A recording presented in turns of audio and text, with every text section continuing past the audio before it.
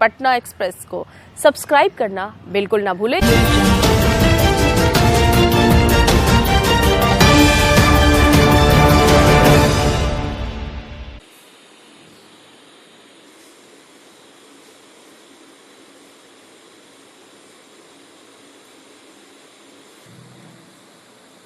Sir, अभी बिहार में जो सीलिंग एक्ट नियम जो लागू है उसमें क्या परंपरा है, क्या सिस्टम उसमें है? सीलिंग एक्ट के बारे में कुछ बताइए सर।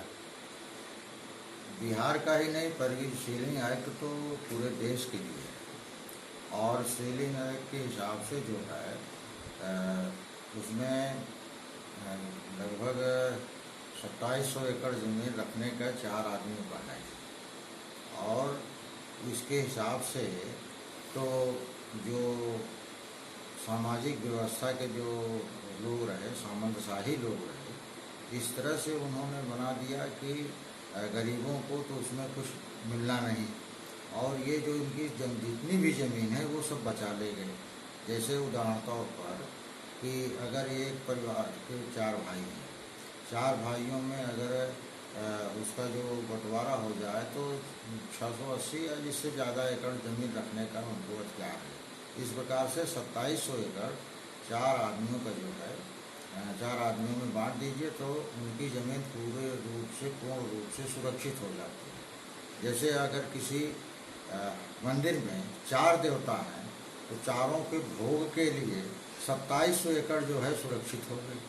तो इस कारण से जो बिहार प्रदेश में तो गरीबों के खाते में कुछ भी ज़मीन नहीं है और अन्य प्रदेशों में तो जैसे कहा गया कि something is better than nothing, तो उसमें जो है कुछ न कुछ सबको मिला। लेकिन बिहार में तो कुछ भी आज भी जो है बिहार में जो है 54% जो सरकारी आंकड़ों के हिसाब से भी 54% लोग भूमिहीन हैं।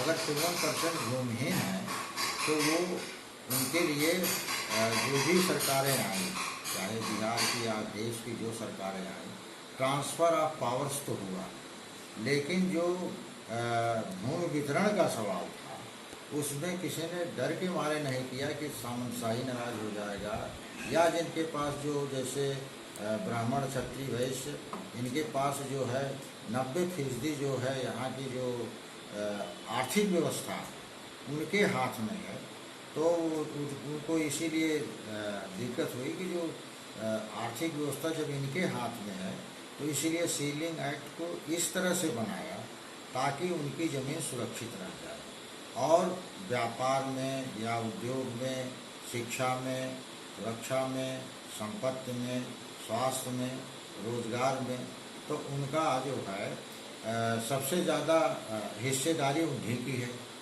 और हम तो यहाँ तक कहना चाहते हैं कि भाई वो लोग कहते हैं कि हमारा शिक्षा में अधिकार इसलिए है या नौकरी में हमारी संख्या इसलिए है कि हम बहुत ज़्यादा काबिल हैं। काबिल के हिसाब से देखा जाए तो जो किसान है और भूमिहीन खेतिहर किसान मजदूर है तो वो खेती करने में तो ये काबिल है, तो उनके पास जो 2700 एकड़ का जो मामला है तो कैसे उनको 2700 एकड़ मिल गया और ये भूमिहीन रह गए। अगर काबिलियत के हिसाब से भी बंटवारा हो किया जाए तो काबिलियत में तो ये शेड्यूल कास्ट है, शेड्यूल ट्राइब है, बैकवर्ड है, ओबीसी है, माइनॉरिटी है, तो ये काबिलियत इसके पास जब ज़्यादा है तो ज़मीन तो इसको दे देनी चाहिए। हमने जो इस यहाँ पर जो है ये भूमि वितरण का सवाल उठाया है और बिहार को उसको एक समझ लीजिए कि एक प्लेटफॉर्म से शुरू किया कि सबसे हमारा जो बिहार है यहाँ पर ज़्यादातर लोग पलायन करते हैं, दूसरी जगह मजदूरी करते हैं, मेहनत करते हैं और जीने खाने के लिए, बाकी वो और कुछ नहीं बढ़ पाते।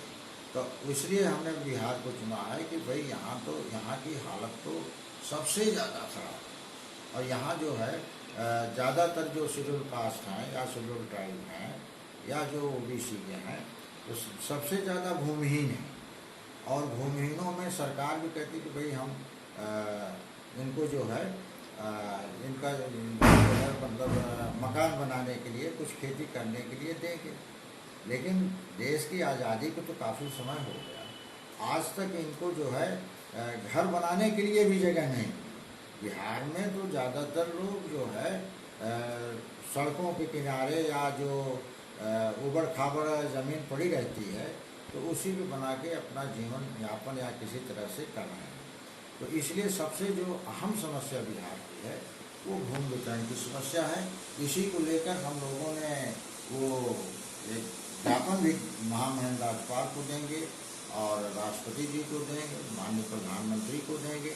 तो इसलिए कि यहाँ पर जो सीलिंग एक्ट में संशोधन किया जाए, जब तक उसमें संशोधन नहीं आप संशोधन करके कितना चाहते हैं, क्या होना चाहिए जी संशोधन कितना पे आना चाहिए, कितना होना चाहिए एक परिवार को या एक आदमी पर कितना जमीन होना चाहिए?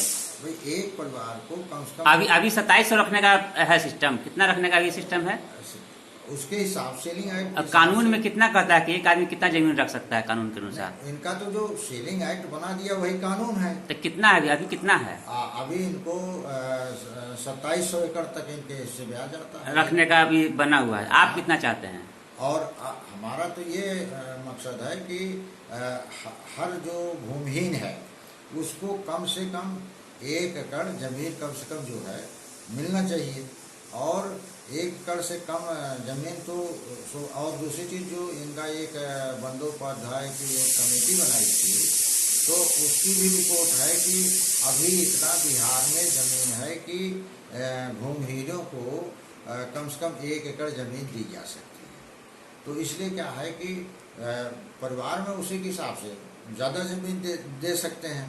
लेकिन अभी तो ये शुरुआत भी नहीं किया, जिसका इनिशियल स्टेज में हमारा जो बिहार प्रदेश है ये इनिशियल स्टेज में, यहाँ तो शुरुआत ही नहीं हो रही है। और आज़ादी के काफ़ी समय हो गया, मोर देन 70 ईयर्स। तो जो भी सरकारें आ रही हैं तो वो ट्रांसफ़र ऑफ पावर्स हो रहा है। लेकिन ये आर्थिक मुद्दे पर या सामाजिक आर्थिक समता या सामाजिक समता के मुद्दे पर हर सरकार जो है वो मौन रह जाती है। रिपोर्ट आती है, सरकार उसको मानती है कि हाँ सही है, लेकिन लागू नहीं करती, वो ठंडे बस्ते में बंद हो जाती है। तो जिस प्रकार से जैसे अभी अब निजीकरण की एक व्यवस्था इन्होंने शुरू कर दी। अब निजीकरण में तो शायद जो है जैसे नौकरी सबकी चली गई, भाई निजीकरण में तो बंधुआ मजदूरी का फिर हो गया। जैसे देश की आज़ादी के पहले या 26 जनवरी 1950 के पहले या 15 अगस्त 1947 के पहले जो स्थिति शेड्यूल कास्ट की, शेड्यूल ट्राइब की या बैकवर्ड की थी, वही सी स्थिति में आज ला करके समाज को खड़ा कर दिया। तो इसलिए जो अन्य पार्टियां हैं तो वो ट्रांसफर ऑफ पावर तो चाहती हैं, लेकिन वो समतामूलक समाज में, आर्थिक क्षेत्र में, सामाजिक क्षेत्र में, शिक्षा के क्षेत्र में बराबरी के लिए वो कुछ नहीं करती। भाई जिस जो हमारा जो भारतीय पंचशील पार्टी है इसका जो आधार है वो महामानव गौतम बुद्ध और बाबा साहब डॉक्टर अम्बेडकर के विचारधारा पर आधारित है, जिसमें समता, ममता, करुणा, प्रज्ञा, प्यार, पंचशीलते ही मतलब हुआ। समता, ममता, करुणा, प्रज्ञा, प्यार का संदेश जो है इसी से जो पहले भारत के जो है कहते थे सोने की चिड़िया थी। तो सोने की चिड़िया की ये बौद्ध काल था जब सोने की चिड़िया कहलाता था। उसके बाद तो जो इसमें तमाम जो जब बौद्ध काल का समापन हुआ और जब दूसरों का हो गया तो उसमें तो शिक्षा से विहीन हो गए लोग। कहाँ शिक्षा